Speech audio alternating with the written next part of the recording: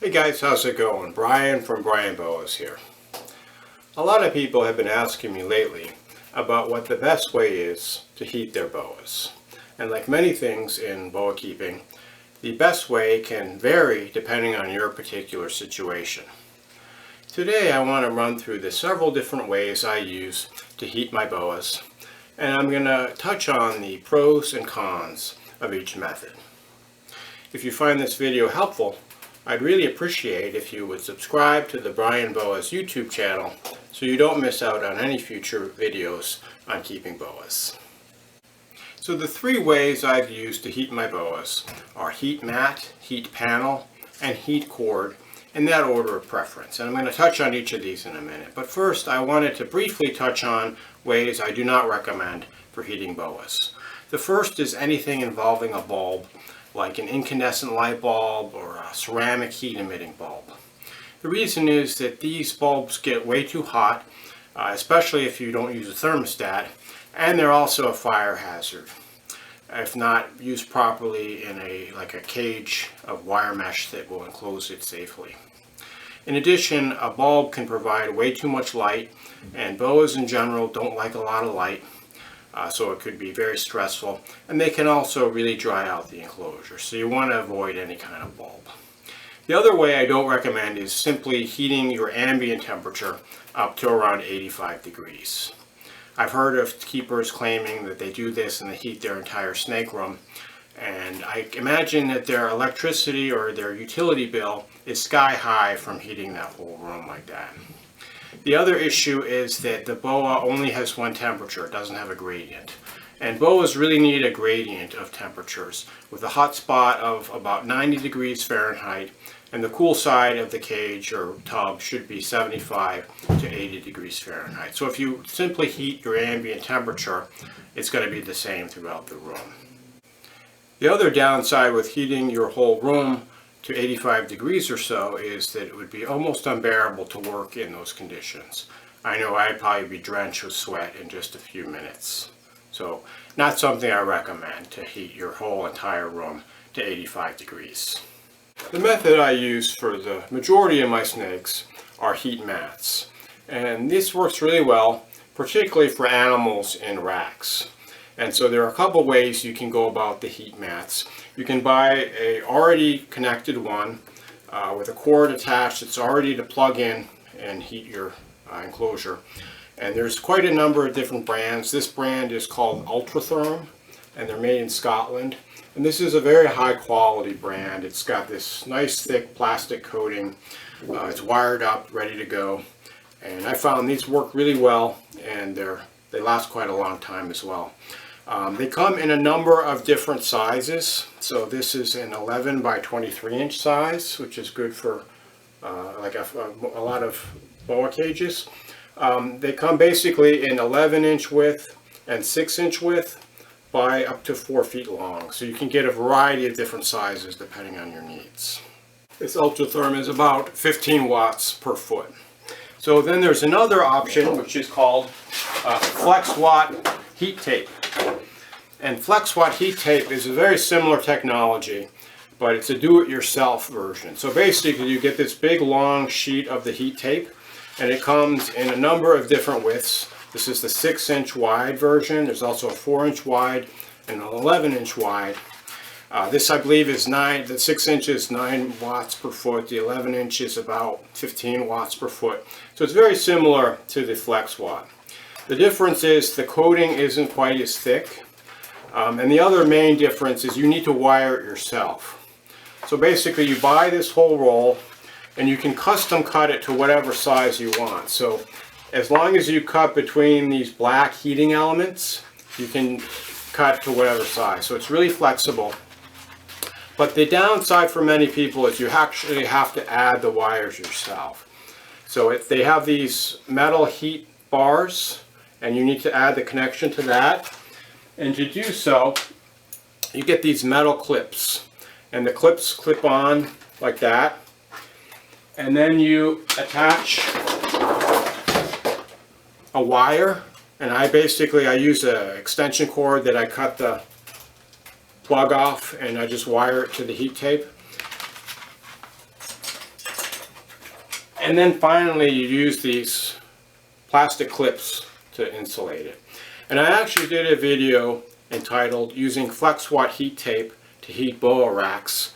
So check out that video if you're interested. I go through step by step exactly how to use FlexWatt. FlexWatt is very inexpensive and it's very flexible, no pun intended, for those of you who want a very diverse heating solution that you can adapt to your own situation. But the downside is you have to use electricity, you have to hook up wires that have 110 volts of current, which can cause injury and or death. So before using this stuff, make sure you're 100% comfortable in using house electricity. And if you're not, I highly recommend that you stick with one of the pre-made solutions like the Ultratherm heat panel or similar. Now I want to show you an example of how I'm using the Ultratherm heat mat in a rack system. This is a homemade grow-out rack that I covered in a video recently. But you can see I have on the bottom of the rack, this is a 48-inch, 4 foot long by 11-inch wide piece of heat tape. And I actually have 3 tubs in this shelf. I've removed 2 of them, but you can see there's the third one. You can see the whole length. And you can see I have the thermostat probe taped down to the center right there. And it's very important to use a thermostat when you're using heat tape. I did a video entitled Thermostats for Boa Enclosures, so check that one out. But I'm using a Herbstat 6 thermostat, and you can see I have it outside of the tub. I tape it down using masking tape, and then it's important to check the actual temperature within your tub. So to do this, I highly recommend you get one of these infrared thermometer guns and you can check the temperature. So it's reading 86, 84, 88. So I go for a temperature in the upper 80s and that works really well. So upper 80s for the hot spot, and then the cool end should be around 75 to 80. So it's reading at 81 where the snake is, 80 right there. So we have a gradient of about 10 to 15 degrees. People tell me that the heat tape does not heat the air temperature, and that's actually not completely true. When you're heating a tub with heat tape, the heat stays in the tub. And I found that I get an increase in air temperature of about 5 degrees or so compared to the ambient room temperature. So in this case, my hot spot is just under 90, my cool side is about 80, and the ambient room temperature is about 75 degrees. Now I'm going to show you how I use FlexWatt heat tape to heat a homemade Boa rack that uses the Vision 30 by 40 inch Boa tubs. And I did a previous video on building one of these racks. And I've actually slid one of the tubs out, you can see. And I have right there, it's a 22 by 11 inch piece of FlexWatt heat tape. It's held down with aluminum foil tape, which I use to hold down all of my heat tapes or heat mats. Works really well. And you can see I have a thermostat probe that's taped down using masking tape that hooks up to a Herbstat 6. And the other thing I want to mention is that I have actually wired together 4 of these FlexWatt heat mats in a parallel circuit. And so I can control them all using the same thermostat probe. And so the different heat mats and FlexWatt heat tape, as well as the aluminum foil tape, if you're interested in buying some, there's a link where you can check it out in the description below. The second type of heating device I use in my Boa racks is a heat cable. And I only use these in my Vision racks that hold the 30 by 40 inch tubs. And these are the same tubs you see behind me, but not the homemade racks of wood, but the racks that I bought from Vision that are made out of metal and plastic. And they have them so there's a space in the back that you can thread the heat cable through. The heat cable is a 50-foot cable. It's 150 watts for the whole thing. And you have to thread it through 4 different shelves so the cable can heat each shelf. And it's a little tricky to use. Let me show you exactly how I use it. I'll show you some heat cable in my Vision Boa rack The heat cable is the brown cable you see on the side, and you actually need to thread the 50-foot length through 4 shelves on the rack. And then you need to put about 10 or 12 feet of the cable in below the tub, and they have these little hooks and grooves. It's kind of tricky to use, so I have actually used tape as well to hold it down, but it's not a really efficient system. You can see the cable that's on the side that's just out in the air that kind of loses heat. You can also see that I have a thermostat probe, which is the black wire that's attached directly to the heat cable. And I have to heat the heat cable up to around 106 degrees. And that provides for a hot spot in the tub of about 90 degrees.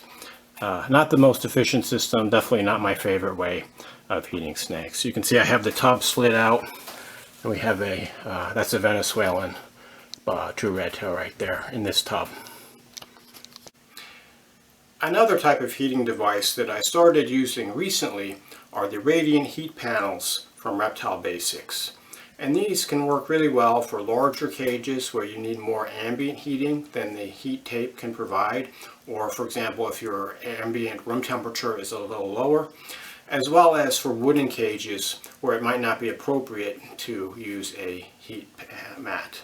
So let me show you how I'm using these heat panels. So let me show you the radiant heat panel that I'm using in a homemade wooden Boa cage that I built. And so you can see it's mounted to the ceiling. It's about 11 inches square, and there's 2 screws that mount to the ceiling. I've actually got a stack of 5 of these 4 by 2 foot by 15 inch high enclosures that I built, and I have it bolted, one of these bolted to each level.